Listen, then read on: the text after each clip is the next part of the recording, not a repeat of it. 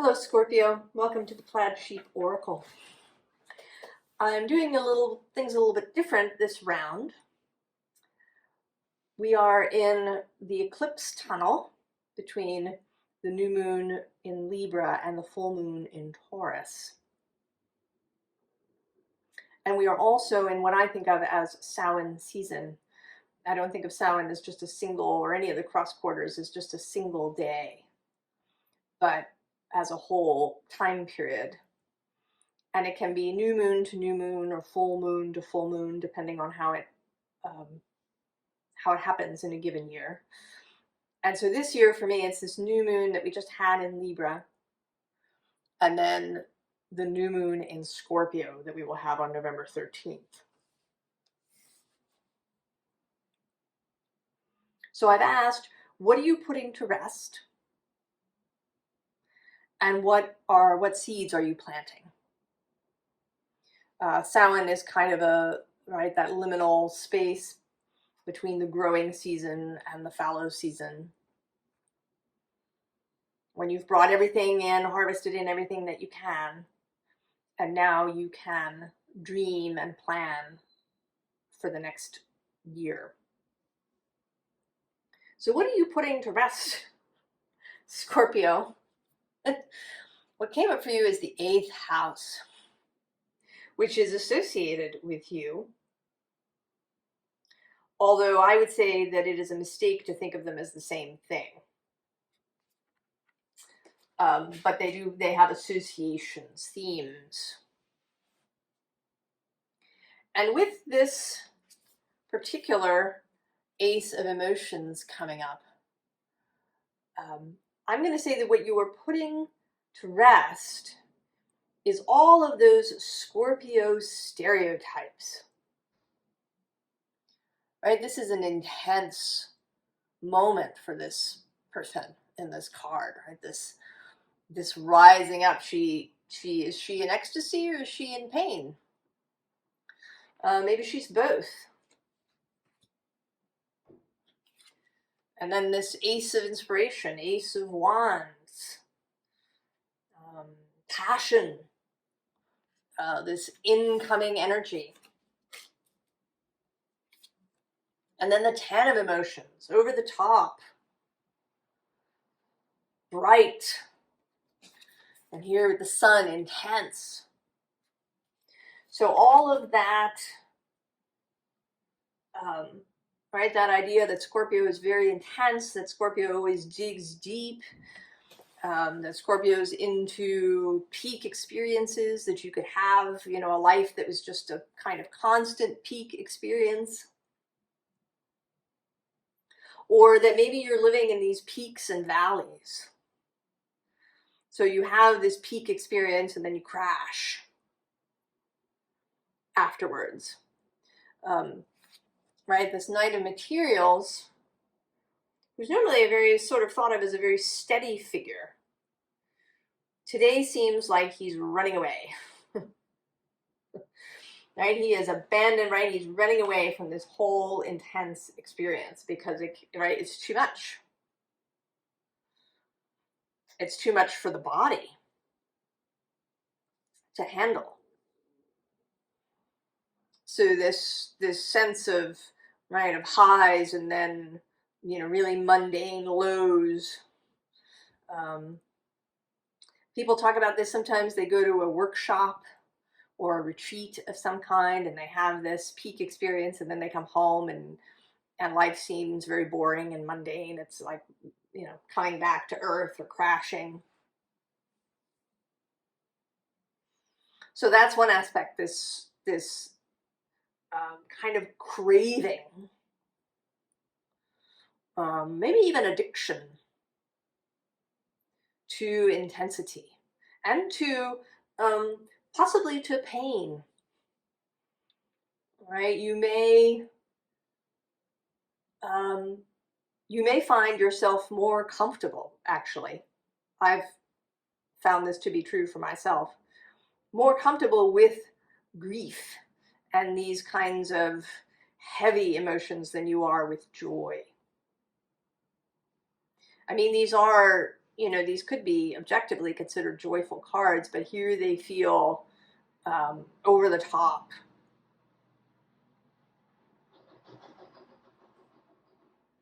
Right? Something that's actually kind of painful. As if, you know, these people are dancing and they kind of can't stop.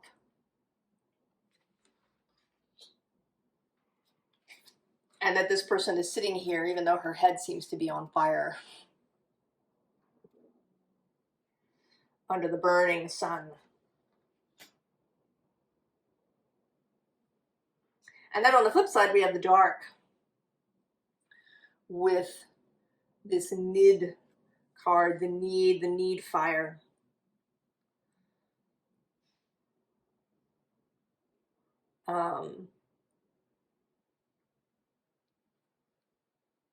You know, that the way I learned this Nid card rune originally was as those things that we really need, the right, that you need to keep the fire lit, right? Because if you don't, then right, there's no warmth, and death is a possibility.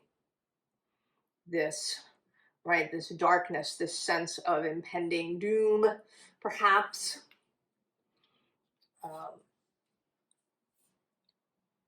Again, also kind of a craving, a feeling that right, that something is desperately needed. And then this first blood card,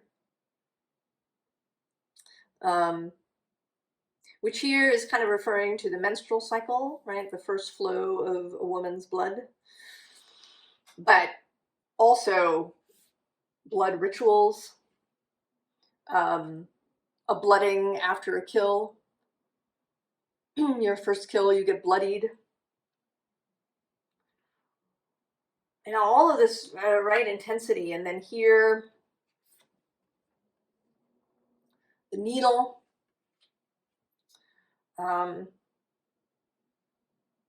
Right, going into the deepest, darkest depths. Needing to go into the dark to mend things. Needing to have, needing to learn and heal through suffering rather than through joy. And then the Aerith Megan, earthly power.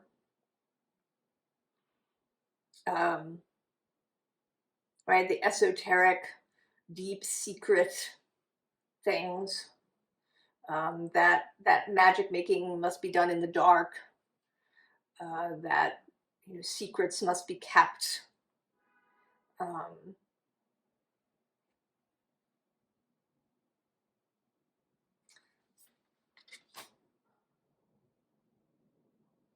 So all of these kind of, right, these Scorpio stereotypes. And they do, right, stereotypes stick because there is partial truth to them. Scorpio does revel and enjoy spending time in deeper spaces, in really digging down to try and find the source or the crux of something.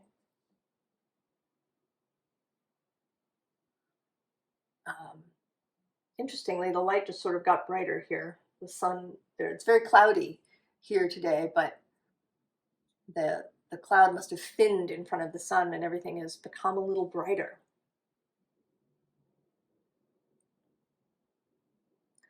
So that the darkness is only half of it. It's only one aspect of depth.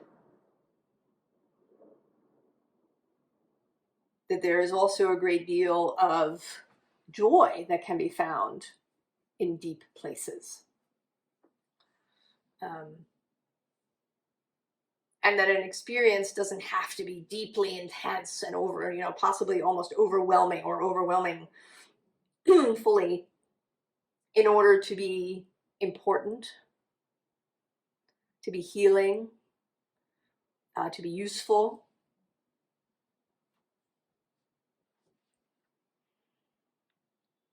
that living kind of in peaks and valleys is stressful, exhausting,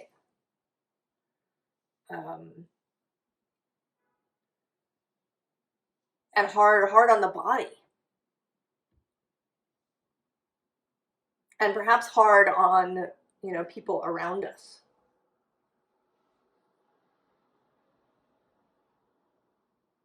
And that maybe I have a sort of a sense that maybe, right, with this card of rising up out of somewhere, that perhaps in your childhood you felt very stifled, that those, you know, scorpionic interests were discouraged or forbidden. And so once you had the opportunity as an adult to explore them, that you threw yourself into it.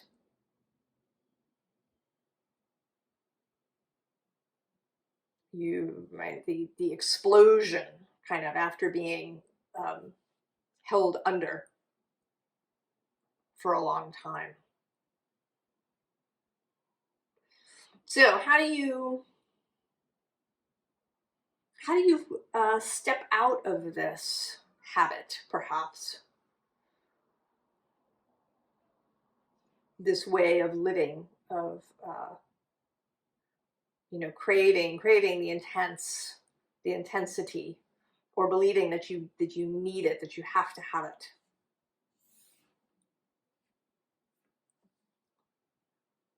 So first we have this focus card of the Catchy.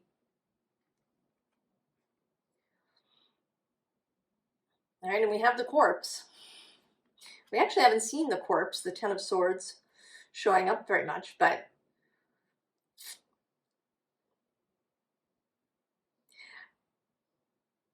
you know, this cat, of course, is very scorpionic. Cats are a scorpionic idea, beings. But they're also very balanced, right? And there's all this light around this cat. So finding, right, what it is it that you're really looking for? What is it, where is it that you really want to focus your attention and your energy? What is it that's actually meaningful to you and nutritious for you? And then interestingly, we have this puka card, and I think it's all about this mischief word. So humor, essentially. Really seeing the humor in it. Looking at it from outside and having a sense of humor about, you know, these stereotypes, these ideas of, you know, how it has to be if you're Scorpio. You know, viewing them viewing it with detachment and humor. And then we have universal love. So what does love, you know, how do you want love to be? We do have a lot of stuff in our culture, in our society, about the intensity of love. You know, many love stories and love songs are about this, you know, this passionate coming together, but then it's too stormy and it falls apart, and then there's loss and grief, and, you know, we write songs about it and make movies about it, and but is that what you really want in your life, actually, on a daily basis?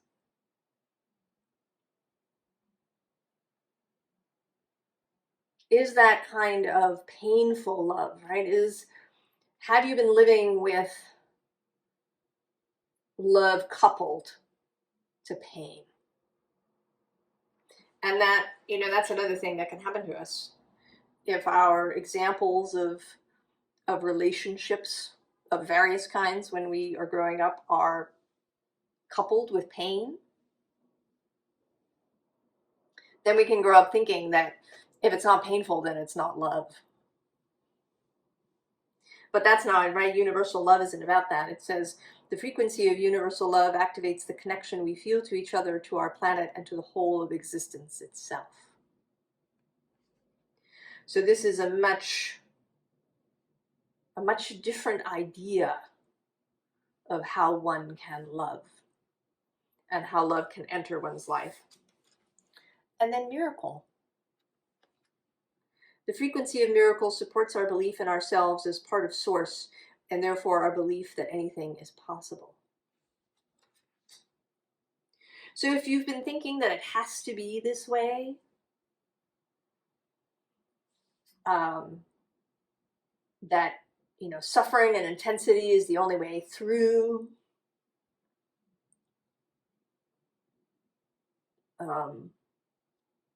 that life will be boring if it's not just filled with peak experiences,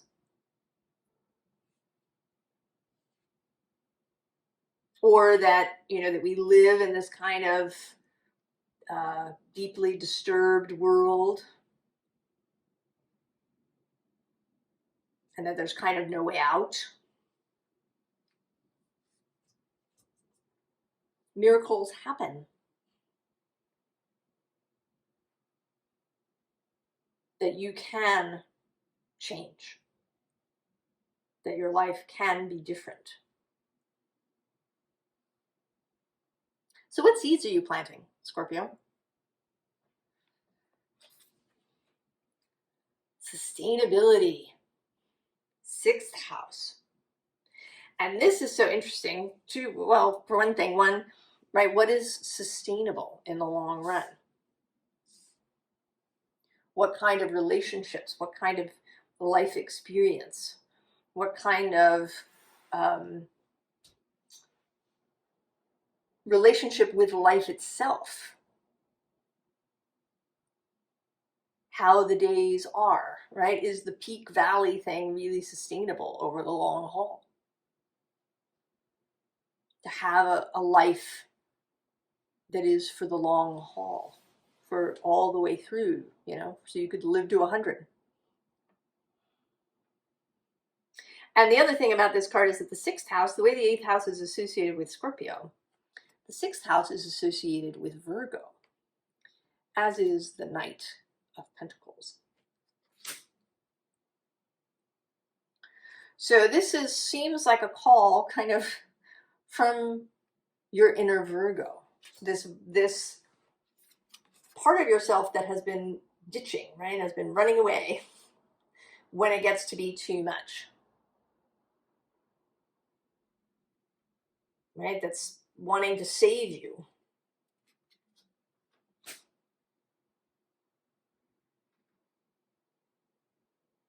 And then now you're prepared to listen to this more measured way of being. And here you are. Transformation, the Death card in this deck. But so gentle. I mean, this is a Phoenix moment, but it hasn't, right? It isn't consuming this girl. It is gentle enough that she can hold this Phoenix moment in her hands. And below that is the Fool. This call. The call into the light, into lightness itself.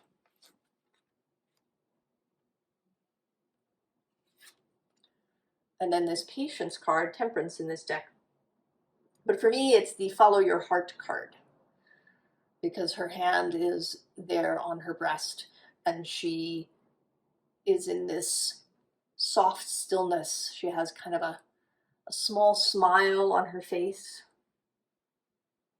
It's also more, this whole first row is really gentle energy.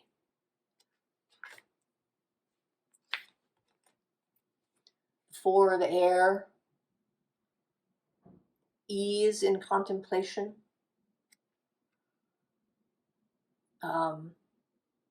quiet space, softness, lightness. And then the Seven of Water, which is actually your card. The Seven of Water is traditionally a Scorpio card.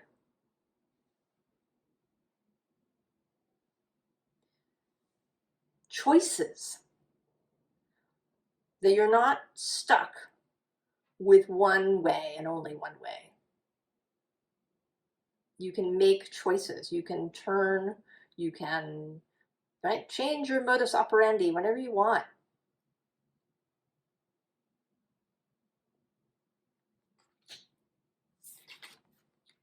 And then the Three of Earth.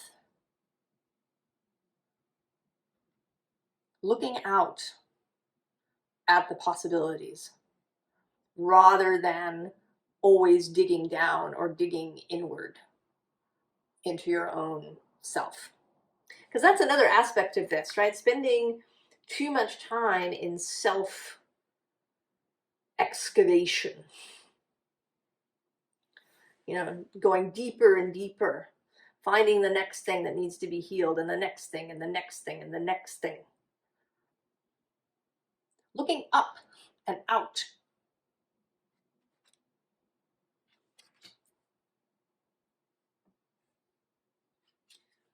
And that three is joined by the Three of Wands.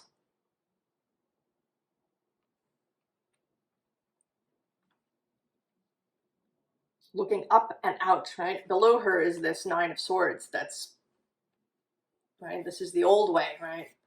Sucked into the self. Look up.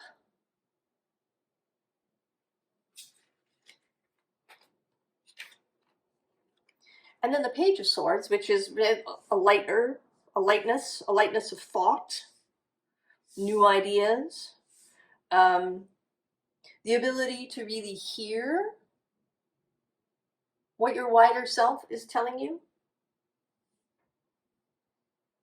I think that since you're here watching this, that, right, that your wider self has been wanting you to look up, to find a lighter way of being.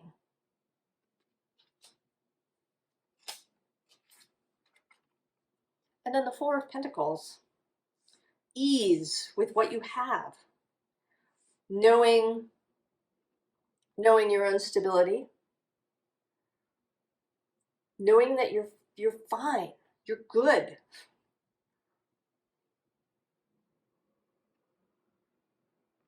All is well, right? You can relax. Stop pushing. At the bottom of this deck, well, actually, at the bottom of this first deck is the Ace of Earth, right? So this, right, a whole new way of being. So here we had these Ace of Cups and Wands in a kind of excess. And then here we have grounding, bringing things back to earth. And then at the bottom of this deck, we have death again. And here in this,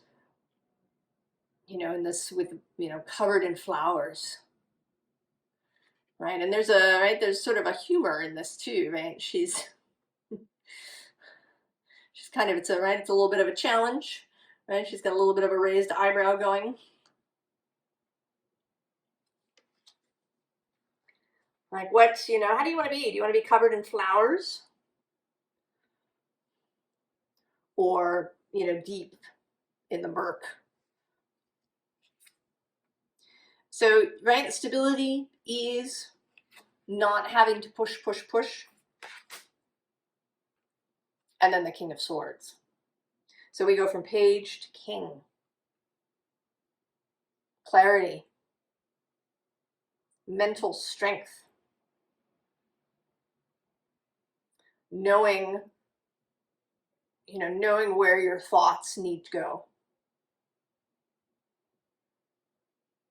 Not allowing yourself to get sucked into scary places. Having a personal authority over your own mind.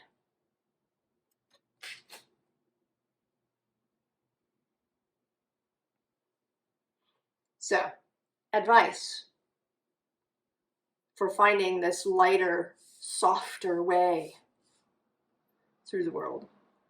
Interestingly, we have this Seven of Swords. But I think what we're about here is this,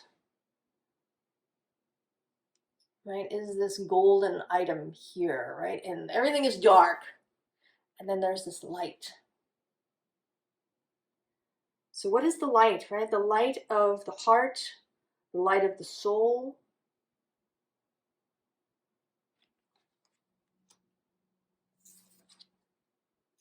And then this Knight of Wands.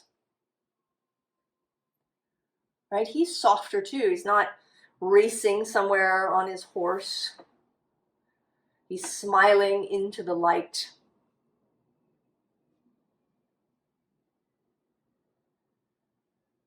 Ready to move towards what he really wants in his life. Not what he thinks he's supposed to have, or what he thinks he's fated to have, or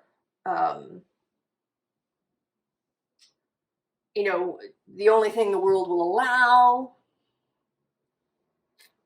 Right? He's moving towards the light.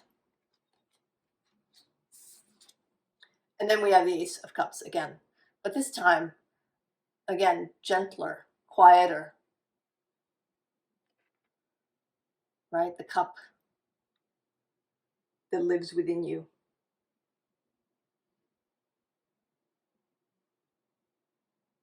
And that is filled by Source.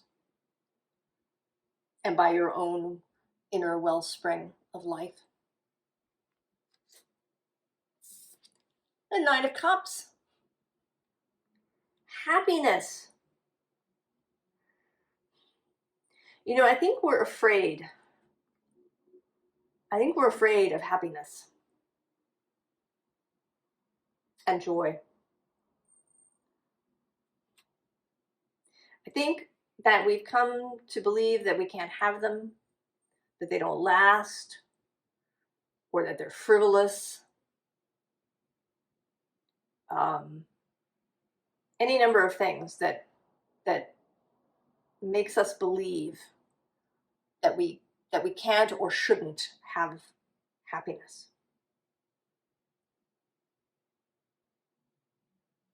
But that's right. That's a lie.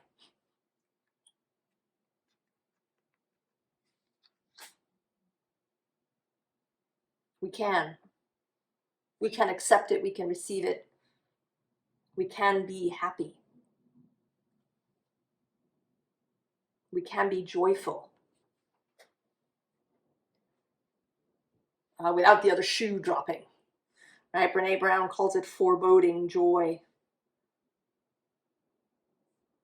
Right? The idea that joy is going to be punished in some way.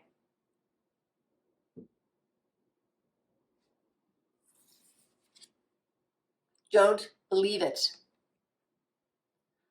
And then the Chariot. Just go. Just go. You don't have to justify yourself to anybody, including yourself. You don't have to tick any particular box.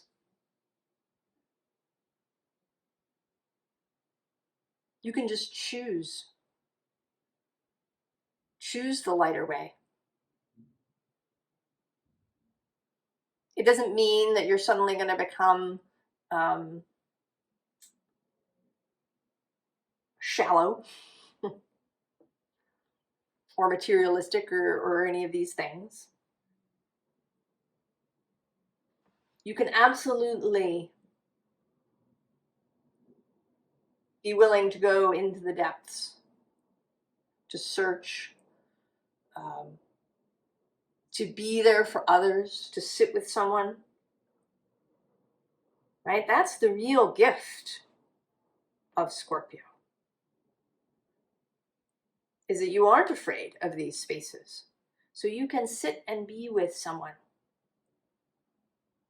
who is in their own darkness, not because they chose it, they've kind of been overwhelmed by it.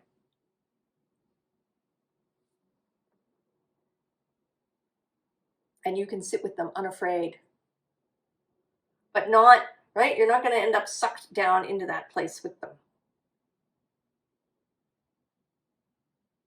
You're going to stay yourself in this light, right? You will be the beacon for them whenever they're ready to turn and come back into their life.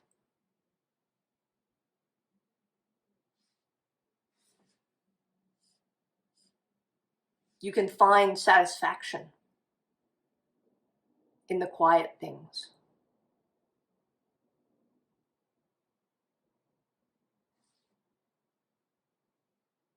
So Scorpio, I hope this is helpful for you. I hope that you find your way into a life that is beautiful and filled with happiness and with intensity in just the right measure.